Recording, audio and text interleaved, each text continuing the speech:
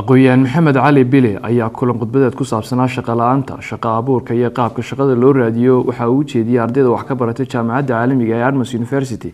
Mowduucan ayaa waxa uu ahaa mid soo jiitay dhammaanba ardaydii ka soo qayb galay iyagoo xogo badan ka helay, sidoo kalena su'aalo ku saabsanaa mowduucaasi ay weydiiyeen aqoon-yahanku uga jawaabay. waxaa kulankan ka soo qayb galay maamulka, macallimiinta iyo ardayda jaamacadda Armas oo ay wehelinayeen marti sharaf kale iyadoo qabanqaabada kulankan ay lahayd jaamacaddaasi. ugu horeyn ayaa kulankan waxaa ka hadlay Mukhtaar, waxaanu ka warbixiyey aqoonta iyo taariikhda aqoonyahanka, iyadoo intaasi kadibna masraxa uu ku soo dhaweeyey gudoomiyaha jaamacadda Xuseen Cabdullaahi aqoonyahanka, waxaanu uga mahad celiyey waqtiga uu Maxamed la qaatay ardayda jaamacadda.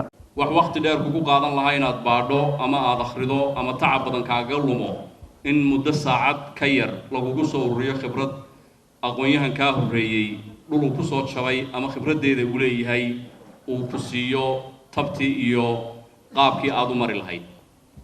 inaynu helno maxamed cali bile oo kale waa wax runtii nasiiba. intaasi kadib aqoon-yahan maxamed ayaa waxa uu gudagalay mowduucii khudbadiisa ee shaqo la-aanta iyo sidoo looga bixi karo, iyadoo ardaydu ay si fiican uga heleen mowduucaasi, su'aalo la xidhiidhana ay weydiiyeen iyadoo aqoon-yahanku uga jawaabay.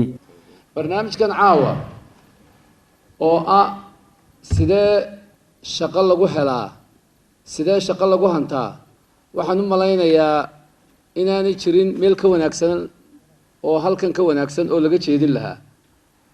waayo intiina halkan fadhidoo dhame waxaad u badan tihiin dad rajaynaya inay mustaqbalka dhow shaqo doontaan ama shaqaba imika ku jira, laakiinse doonaya taa ay ku jiraan inay hore uga sii maraan. sideedaba qofka ibni aadamkii labunbu ku jiraa, ama waxbuu baranayaa ama uu shaqaynaya ama waa shaqadoon. xitaa kuwa iyaga shaqaynaya ee imika shaqada haysta shaqadoon baanu si u nahay. arrinta shaqadu waa arrin taagan, gaar ahaan Somaliland waqtigan imika la joogo. berigii hore dad kooban baa ka soo bixi jiray jaamacadaha, fursadaha shaqadu way badnaayeen, imika fursadihii way adkaadeen.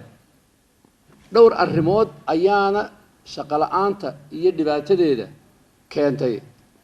waata koowaada midi waa tan dee waxbarashadii baa badatay oo ballaadhatay oo arrin positive ah, laakiinse xagga kale dee negative wadatoo suuqii bay soo galeen dad badan. waxaa soo galay badaacad badan oo la yidhaahdo dad aqoon leh oo ka batay shaqooyinkii ka furnaa suuqa.